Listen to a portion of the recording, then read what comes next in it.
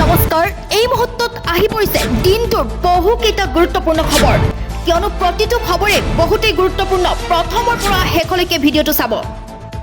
প্ৰথম খবৰ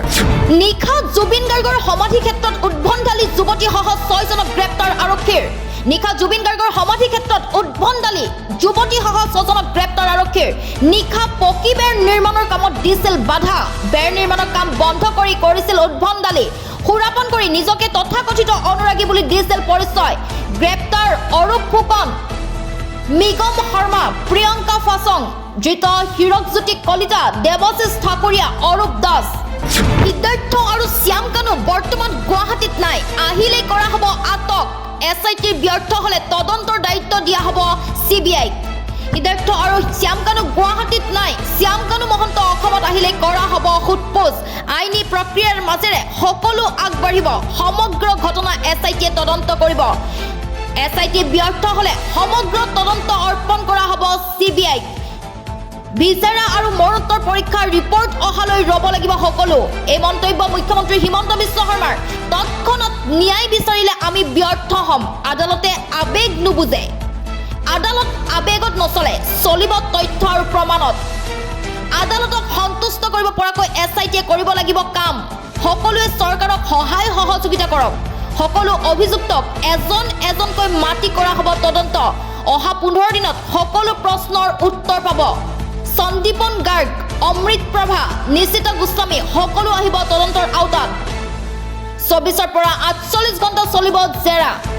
ইয়াত থকা সকলো লোক আহিব তদন্তৰ আওতাত উৰা বাতৰিত গুৰুত্ব দিলে সঁচা তথ্য কেতিয়াও নোলাব বুলি মুখ্যমন্ত্ৰী ডক্টৰ হিমন্ত বিশ্ব শৰ্মাই বিৰাট ঘোষণা কৰিছে অসম পালেহি শ্যাম কানু মহন্ত চুৰৰ দৰে অসম পালেহি বুধবাৰে ইণ্ডিগো বিমানেৰে অহাৰ সন্দেহ খুব প্ৰতিবাদৰ মাজতে শ্যাম কানু পালেহি অসম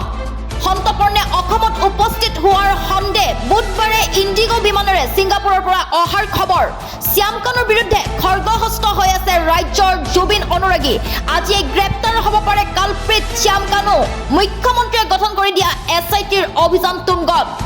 ইফালে সিদ্ধাৰ্থ শ্বিলঙত সোমাই থকাৰ গোপন খবৰ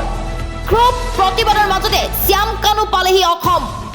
পীযুষ হাজৰিকাক সমালোচনা কৰিবলৈ গৈ কৈবৰ্ত সমাজক অপমান NSUI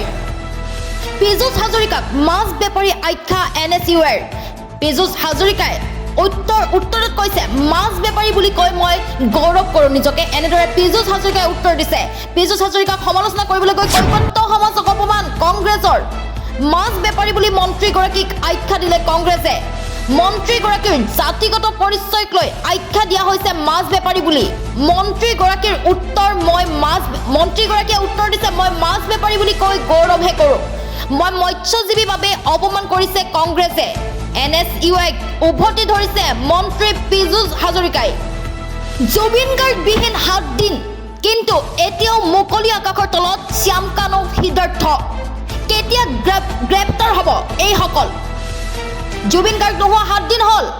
কিন্তু এতিয়াও মুকলি আকাশৰ তলত শ্যাম কানু আৰু সিদ্ধাৰ্থ এতিয়াও কিয় ৰঙাঘৰৰ আলহী হোৱা নাই এইসকল লোক কোনোবাই ৰক্ষণাবেক্ষণ দিছে নেকি বেপাৰী শ্যাম কানুক অসমলৈ অনাত ব্যৰ্থ হৈছে নেকি প্ৰশাসন জুবিন দাক আঁতৰাই ক'ত শুই আছে বেপাৰী শ্যাম কানু